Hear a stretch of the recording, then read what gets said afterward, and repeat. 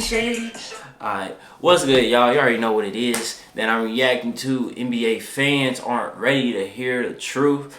As y'all know, I am an NBA fan, and you watching, you probably are too. So hey, we about to tune into this right here. I don't know what to expect. I just want to say, if you are new to the channel, go and hit the subscribe button, y'all. Come join the family. Don't forget to leave a like and comment something down below down in the comment section. But hey, let's get right to this right here, y'all. Let's see the truth.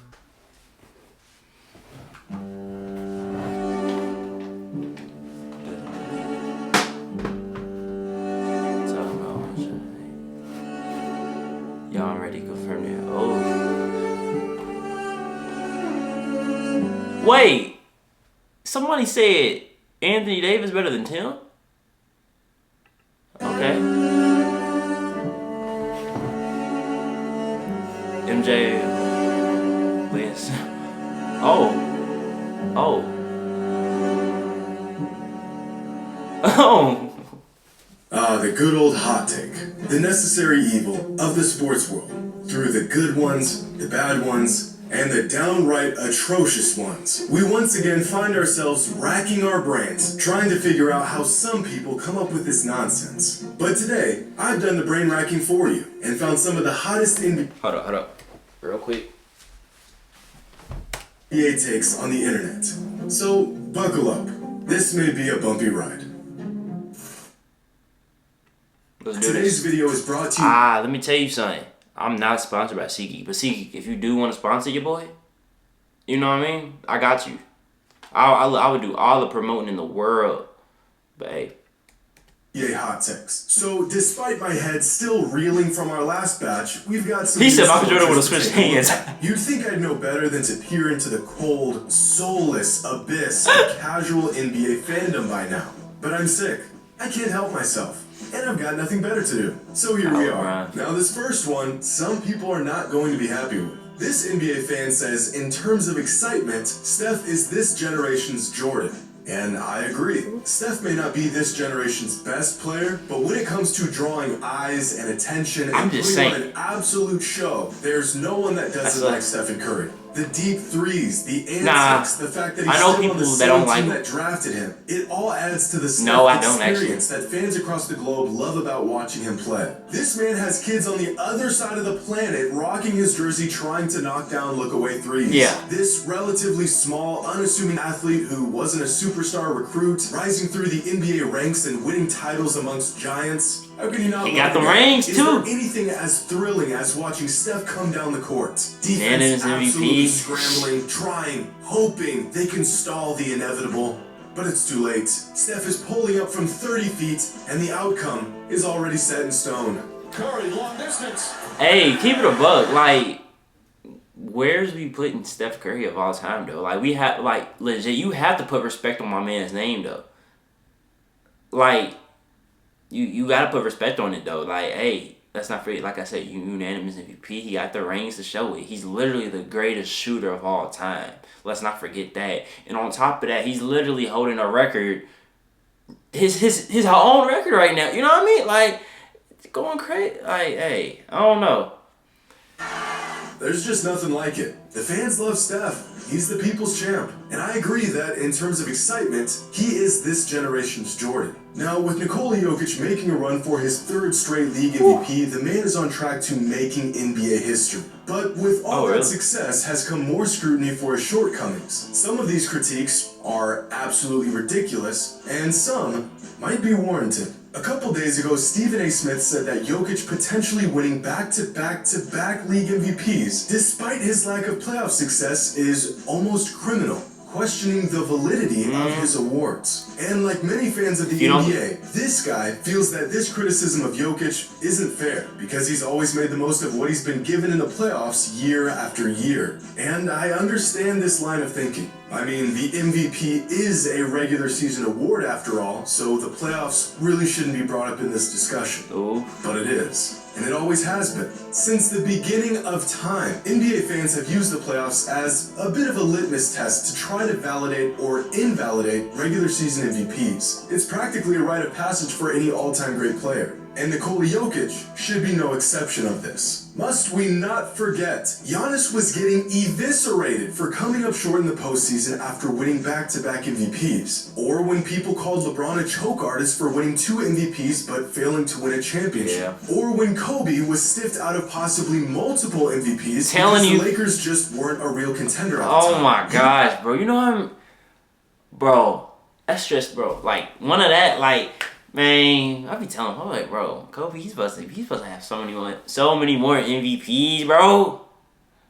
I just want. You can give me all the excuses in the world, and it won't really make a difference. Because no other all-time great player was granted any excuses either. If a player wants to ascend to all-time great status, he will be held to an all-time great standard. Yes. The man is on track to winning his 3rd straight MVP, and he hasn't even made the NBA Finals. This is unprecedented. Now, is this criticism unjust? Maybe, but why should he got swept one year. Oh, snap. I forgot about that. 0-4, 3. This is unprecedented. Now, is this criticism unjust? Maybe, but why should Jokic be spared from intense criticism when no other great player was? We've seen voter fatigue and narratives and postseason failures prevent countless players from winning the regular season MVP. Why is Jokic exempt from this same standard? Once a player receives a certain level of praise, no excuse will be sufficient in explaining why they haven't won a ring. Or even come close, for that matter. This is how it's always been, and I completely disagree with this take. Now, just a couple days ago, Damian Lillard put on an absolute clinic when he scored 71 points against the Rockets. Went crazy. 71 points. The man hit 13 threes and was a perfect 14 for 14 from the line. He did it all. I mean, this was a masterpiece from Dame. But leave it up to NBA fans to find the fault in this performance because, according to some fans, Dame's 71 points weren't all that impressive since he did it against one of the worst defensive teams in the league. You heard that correctly. Listen, y'all want to hate stuff. How about y'all go out against a whole NBA squad too and drop 71 points? I'd be surprised if you drop 5. Scoring 71 points in an NBA game is no longer all them people I was hating, all them people right here. And this take is so unhinged that I almost don't want to even address it. But I'm going to anyways. Now, I'm gonna let y'all in on a little secret. But you can't tell anyone I told you this. Most big games throughout NBA history are against bad defensive teams. Surprise! Pretty crazy, right? Wilt's 100-point game in 1962 was against the Knicks, who were the 2nd worst defensive team in the league at the time. Kobe Bryant's 81 in 2006 was against the Raptors, who were also the 2nd worst defensive team in the league. And David Thompson's 73 in 1978 was against the Pistons, who were the 9th worst defensive team in the league at the time. In fact, this is the case with nearly every all-time big scoring night throughout NBA history. LeBron's career high was against the Bobcats, who were the worst defensive team in the league. Oh my gosh, bro, hold on, wait, bro, the Bobcats, bro. Man, Bobcats was really one of them teams, like, you was on 2K and say, boy, you just did not want to get that team. Like, you just knew you was ready to look like, bro, what? Clippers, who were also the worst defensive team in the league. Steph's career high was against the 3rd worst defensive team in the league, and Michael Jordan's career high was against the 9th worst defensive team in the league at the time. Even Donovan Mitchell's 71 earlier this season was against the 5th worst defense in the entire NBA. It's like some fans have to search for a reason to discredit some players. Dame could have scored 71 on the worst defensive team ever, and it still would have been an incredible Look at where he's shooting from, though. You could put me in front of your local youth league championship team, and I couldn't score 71 points in 39 minutes. Every season, every single player gets a shot to go crazy on bad defensive teams. There has been thousands of opportunities for players to use these bad teams as their punching bag, and yet only 3 players have ever topped this 71-point explosion from Dame. This performance was historic, and this take is horrendous. Crazy. Now, this fan here says Michael Jordan is sensitive, but he gets a pass because he's good at basketball. Oh, wow. And I agree with half of this take. Let's do this. Michael Jordan was sensitive. People will excuse his behavior as competitive, but everyone in the NBA is competitive. Jordan couldn't take criticism whatsoever. In fact, his famous quote is literally a statement of how things people did and said about him really got to him. But he didn't get a pass just because he was good at basketball. He gets a pass because every time someone pissed him off, he always went out and proved them wrong. Oh, yeah. They said Clyde Drexler was his equal. He didn't like that. And so he went out and stomped the man in the NBA Finals. Yeah, he They did. said he wasn't as good when he came back from his first retirement, so he added that to his list of reasons to be an absolute menace and three-peated for the second time. You can be as sensitive as you want if you back it up. I think most NBA fans would consider Kevin Durant sensitive, but if he followed up his tweets with more championships and absolute dominance over the NBA for the rest of his career, those tweets would be an afterthought. Now, our last take is a scorcher, and not even for a split second does it add up in any way, shape, or form. This NBA fan says, back then, we used to celebrate three-peats. Now kids are out here celebrating 4 titles in 10 tries and call it greatness.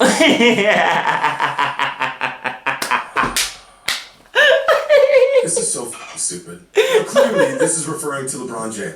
To which I genuinely ask this fan, and fans who think like this, do you really think LeBron's career hasn't been great? Be honest. I mean, really? Come on. Is it possible that we can celebrate any ring that any player wins at any time? Or has the bar been established so high that if you aren't three-peating, it isn't truly greatness? Alright everyone, new rule. No celebrating rings or titles or MVPs or none of that, small successes anymore. We are only celebrating three-peats. Dirk's ring wasn't great. The bum only won 1 in 21 years. Wasn't great. Boston's ring in 08, worthless. Raptors in 2019, nah, scratch bums. that. Bucks in 2021, Definitely scratch that. In the gang, bums. We don't celebrate that. Get that out of here. I just can't believe some fans actually think like this. I mean, according to this logic, no one in the entire NBA right now should be celebrated. At all. We need to drop this whole rings or bust discourse altogether. It's just silly. And it's a bad faith argument to discredit really awesome players. In fact, this same fan goes on to share posts celebrating the greatness of players like Damian Lillard and John Stockton,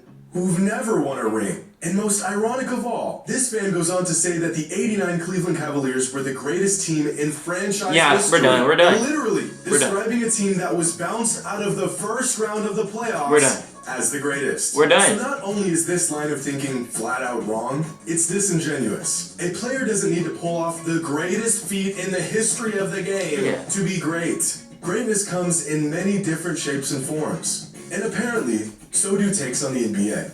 And unfortunately, that's all the racking my brain can handle in one sitting. But y'all know the drill. Hey, man, that's the end of this. Y'all tell me y'all thoughts on this, man.